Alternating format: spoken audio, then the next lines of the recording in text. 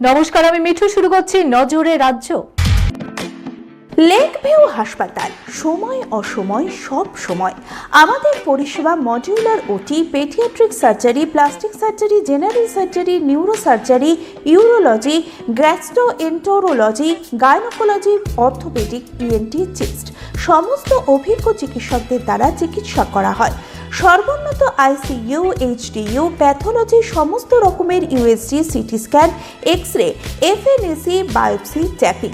শুধুমাত্র আমরাই পারি স্বল্প মূল্যে অত্যাধুনিক প্রযুক্তির চিকিৎসা। কলকাতা ও হায়দ্রাবাদের বিশেষজ্ঞ চিকিৎসকদের সুপরামর্শ, নিজস্ব ফার্মাসিতে 20% ছাড়ে ওষুধ, প্রতি রবিবার প্রসূতি মায়েদের বিনামূল্যে ইউএসজি পরিষেবা।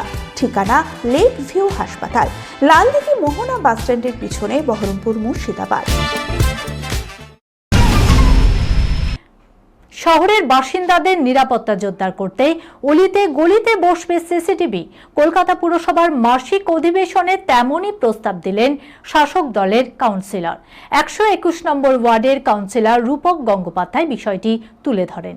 তিনি বলেন, পুরসভা জল সরবরাহ, স্বাস্থ্য পরিষেবা ও রাস্তা রক্ষণাবেক্ষণের মতো নাগরিক পরিষেবায় দক্ষতার সঙ্গে কাজ করেছে। বর্তমান সময়ে নাগরিক নিরাপত্তা আরও শক্তিশালী করা জরুরি। আধুনিক প্রযুক্তির ব্যবহার করে শহরকে নিরাপদ করার উপর গুরুত্ব দিয়েছেন 121 নম্বর ওয়ার্ডের কাউন্সিলর। তার মতে, সময়ের সঙ্গে তাল মিলিয়ে নজরদারি ব্যবস্থাকে উন্নত করতে হবে।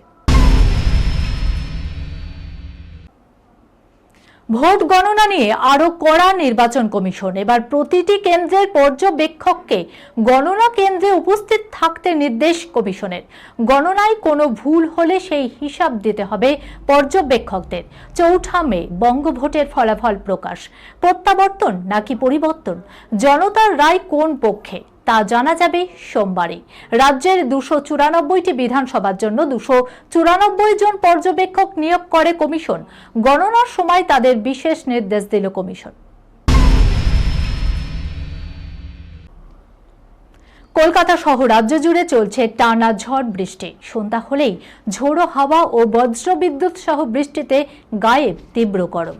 সপ্তাহান্তে একই রকম আবহাওয়া জারি থাকবে বলেই খবর।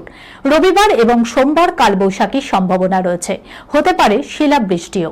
শনিবার উত্তর ও দক্ষিণ 24 পরগনা, পূর্ব মেদিনীপুর, পূর্ব ও পশ্চিম বর্ধমান, বীরভূম, মুর্শিদাবাদ ও নদিয়ায় 40 থেকে 50 কিলোমিটার বেগে ঝোড়ো হাওয়া বইতে পারে। সঙ্গে বজ্রবিদ্যুৎ সহ বৃষ্টির সম্ভাবনাও রয়েছে। বাকি জেলাতেও বিক্ষিপ্তভাবে ঝড় বৃষ্টির সম্ভাবনা রয়েছে। এই খবরের সঙ্গে শেষ করলাম আজকের নজরে রাজ্য। আপনারা দেখছেন টিভি 24 বাংলা, সংবাদ বিনোদন সারাদিন সারাক্ষণ।